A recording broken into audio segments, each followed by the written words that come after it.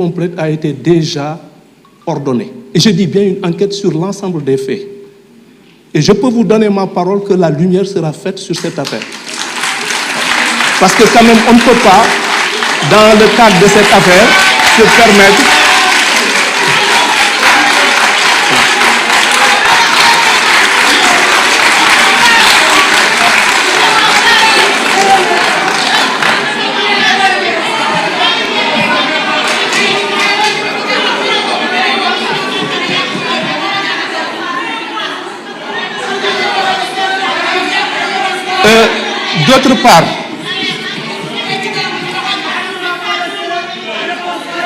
D'autre part, je peux également, comme je suis en mesure de vous affirmer que le projet de loi organique a été déposé à 18h, je peux vous assurer que la loi organique portant règlement intérieur, modification du règlement intérieur de l'Assemblée nationale a été promulguée après avis favorable du Conseil constitutionnel et reçu le 29 août.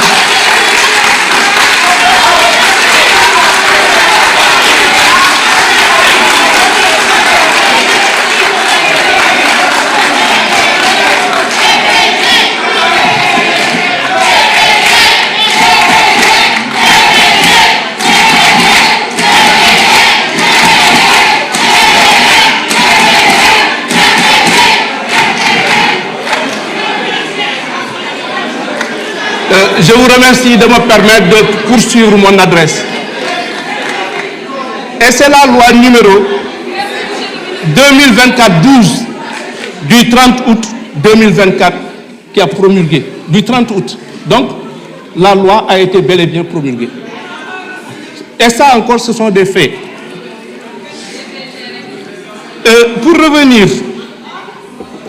aux différentes interpellations, notamment quelqu'un a parlé des personnes détenues au Maroc. Nous sommes déjà en pourparlers avec les autorités marocaines qui sont dans le cadre d'un projet d'accord qui nous permettrait justement dans le cadre d'un accord, que les Sénégalais détenus au Maroc et qui sont pour la plupart poursuivis pour des faits d'immigration clandestine et autres, qu'ils puissent revenir et purger leur peine au Sénégal. En attendant, le consul et l'ambassade, notre ambassade au Maroc, des représentants donc du consul et de l'ambassade se sont déjà rendus en prison et ont pu d'ailleurs obtenir que ces personnes-là puissent même communiquer avec leur famille. Et nous sommes dans une dynamique de règlement de cette affaire au mieux des intérêts de nos compatriotes qui sont actuellement détenus au Maroc.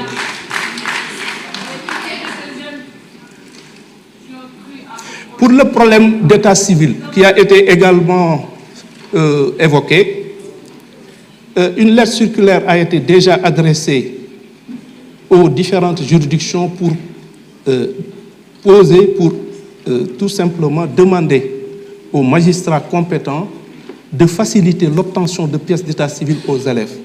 Et d'ailleurs, on a commencé par la région de Ziguinchor, où le premier président de la Cour d'appel ainsi que le procureur général près la dite Cour ont rencontré le président du tribunal d'instance et le procureur de la République et on a pu effectivement trouver un moyen de régler définitivement cette question.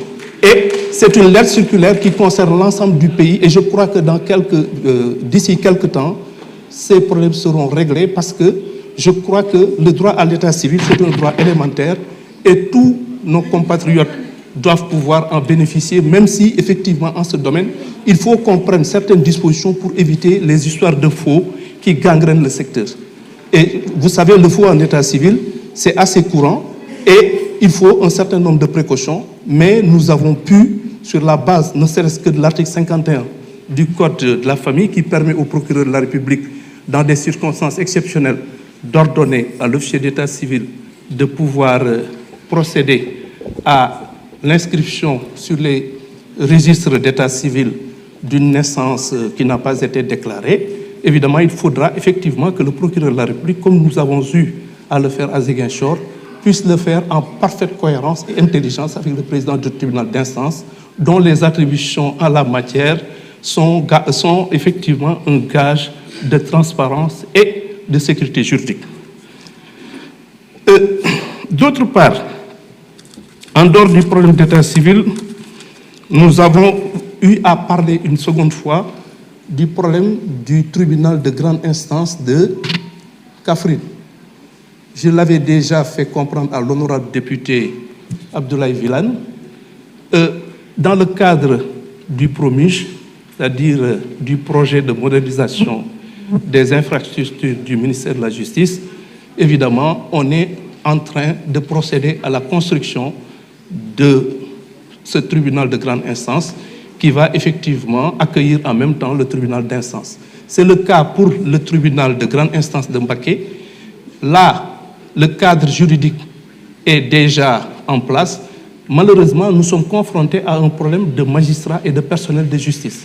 Mais nous sommes en train, dans le cadre du même projet, nous sommes en train de trouver les voies et moyens qui nous permettraient justement de pouvoir régler définitivement ce problème. C'est vous dire donc que, d'une façon générale, c'était là les observations que je tenais à vous faire, étant entendu que je pense qu'il est de mon devoir, en ma qualité de ministre de la Justice, et qui sollicite auprès de vous le vote de cette loi.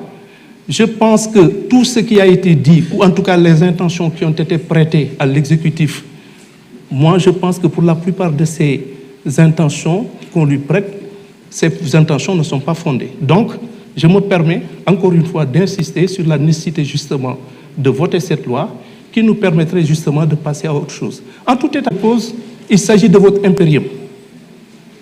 Et nous vous l'accordons, nous vous le reconnaissons.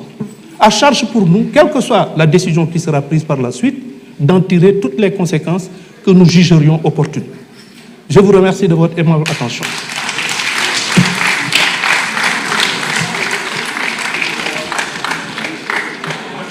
Monsieur le ministre, merci beaucoup. Nous attendons donc impatiemment le texte promulgué au niveau de l'Assemblée nationale.